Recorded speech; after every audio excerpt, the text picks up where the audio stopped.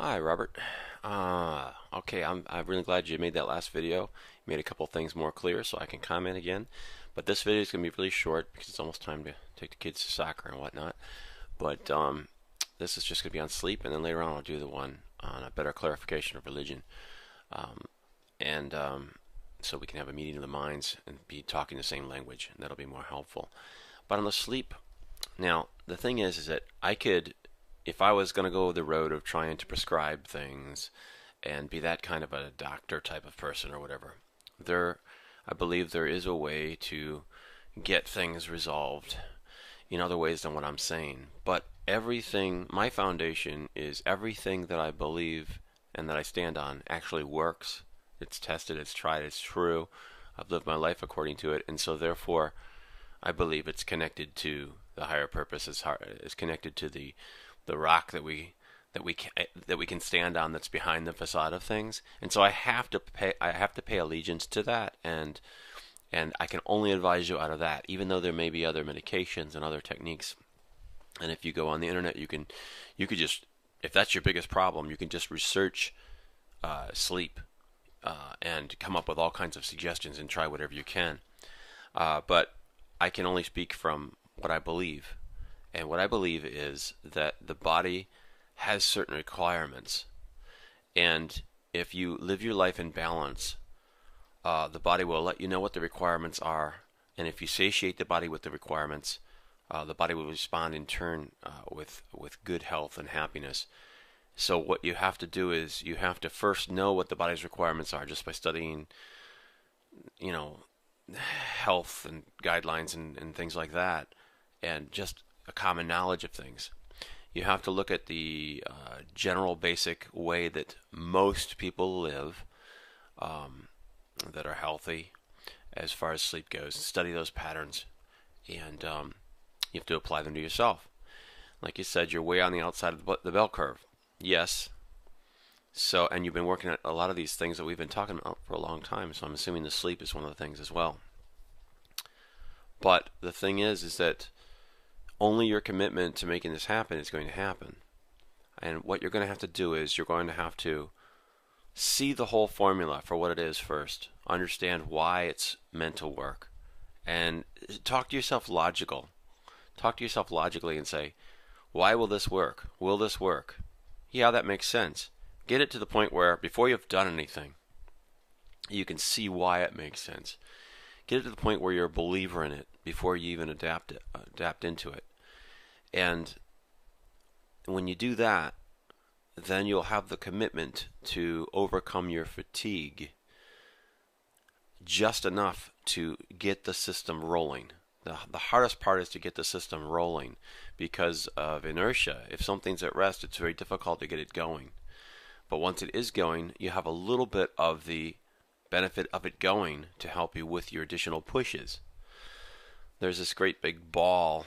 You probably have them in New York as well, but the one that I've used is in Gatlinburg, Tennessee, and it's a great big several ton marble ball, perfectly smooth, about 4 feet in 4 feet across, and it's on a bed of water, and it's in a little cradle, and the water just lifts the ball just a little bit, so that since it's so polished smooth, that it's resting on this little bed of water that's coming up out of this little shape that's the exact shape of the ball, and the water is able to come out like a little fountain and just keep the whole ball lifted on just this thinnest little bit of water.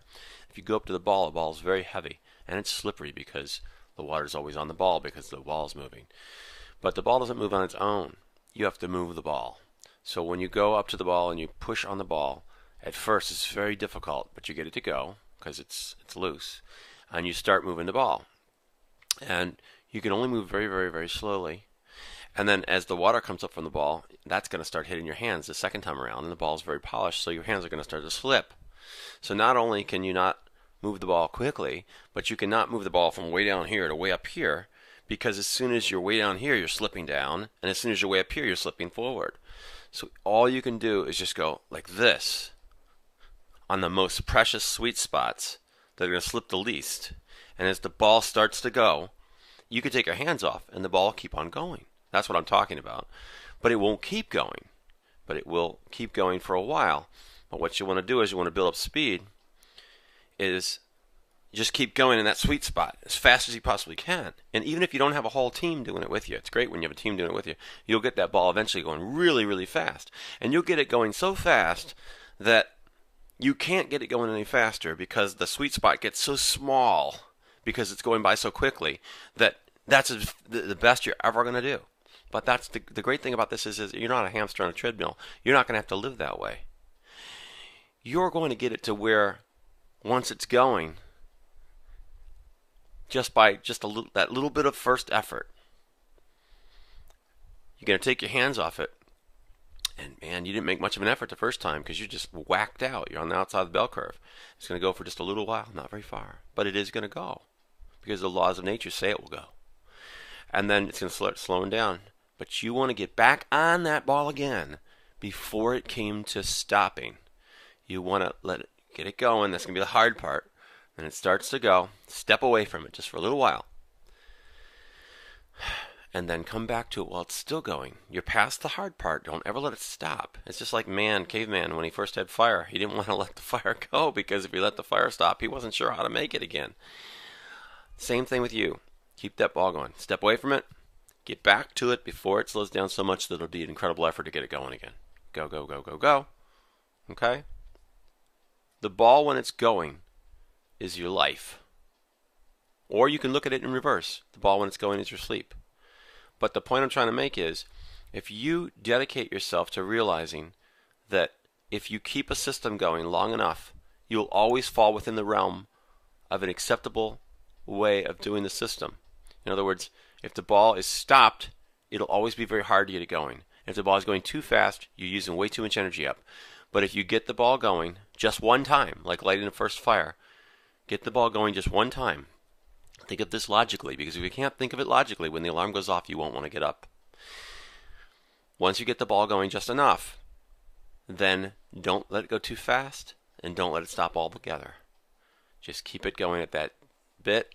Learn how far you can walk away from it, how long you can walk away from it, and when you have to get back to it so that it's still easy to keep it going and get it back up to speed again.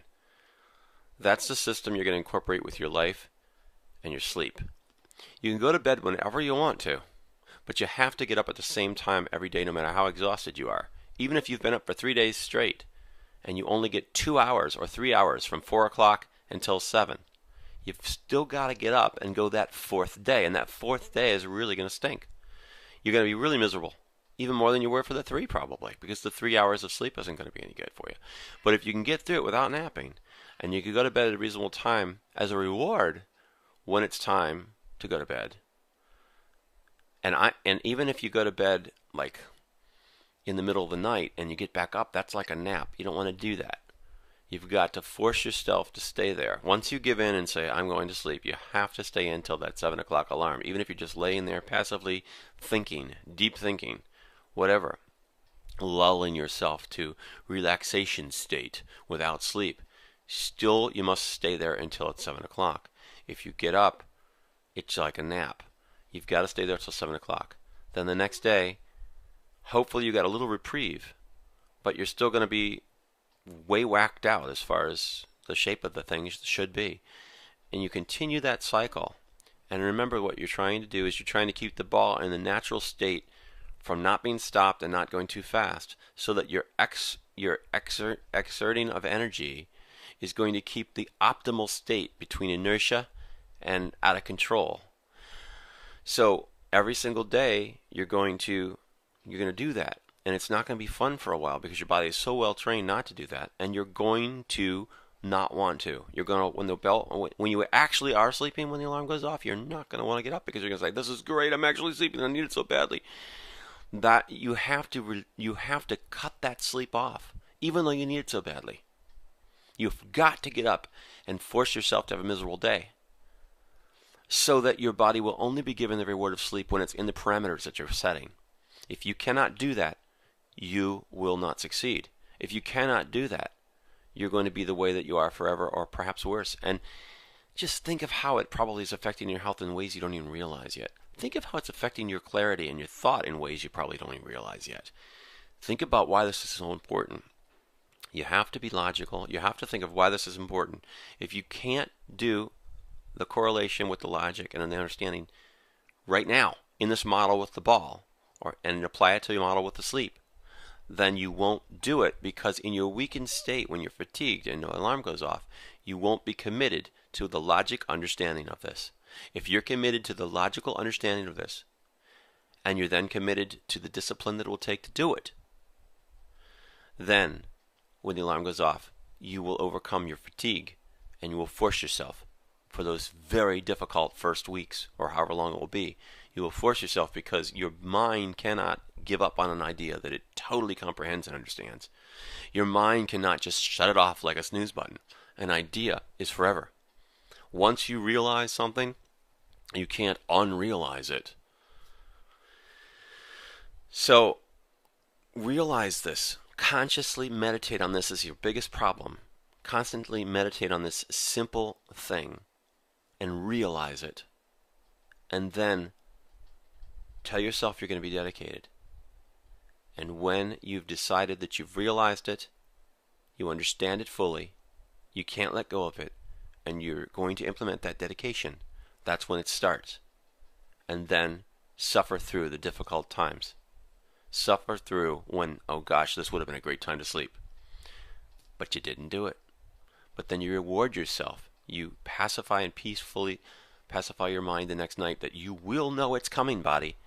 You know, you've seen these druggies and things that are junkies, and they're cut off. I'll tell you, even if I went 2 days without caffeine, I'd get a headache. You know, I wouldn't get a headache for very long, but I'd get a headache, and then eventually go away. So the body gets accustomed to what they do. You will see logically that the body, because it gets accustomed to what it does, if you train it, it will get accustomed to what you're training. It will do what you're asking it to do. But you've got to get past that really difficult time, like a junkie does when they're cut off. And you're in the difficult time right now. You're in it.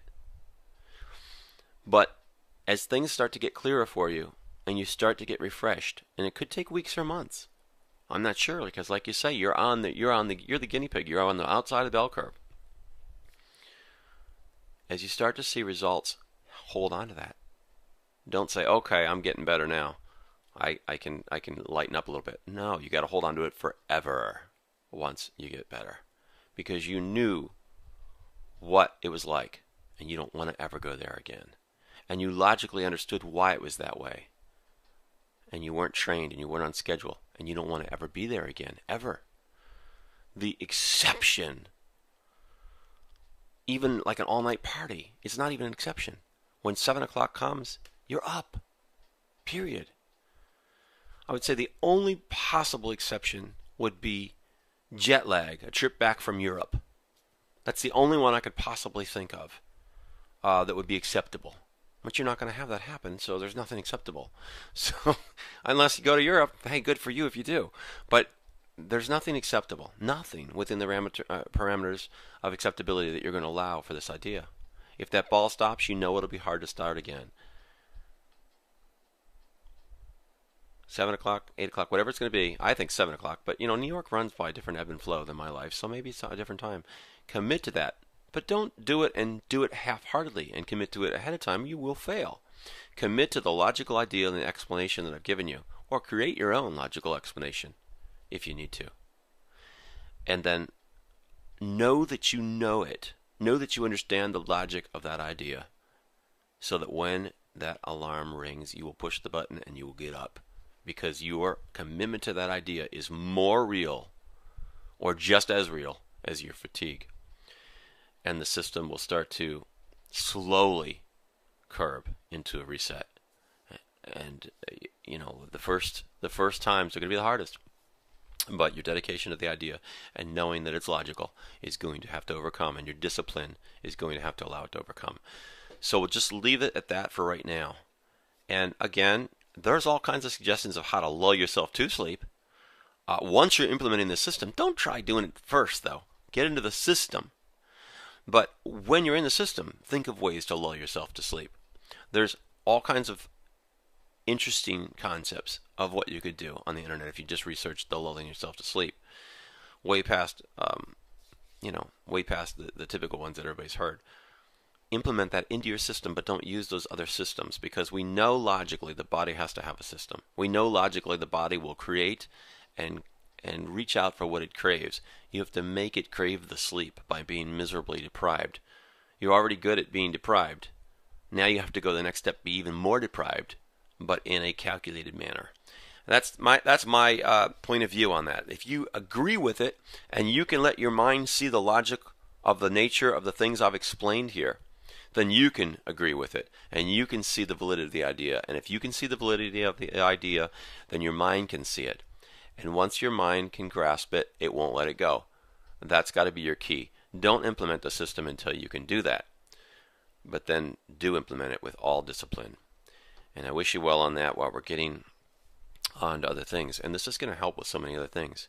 If you can be a well-rounded individual that's on schedule, on task, and well-refreshed and thinking clearly, think of the other things you can do with those thoughts. Think of the other things you can do with your new, healthier energy levels and things like that. So this is so key.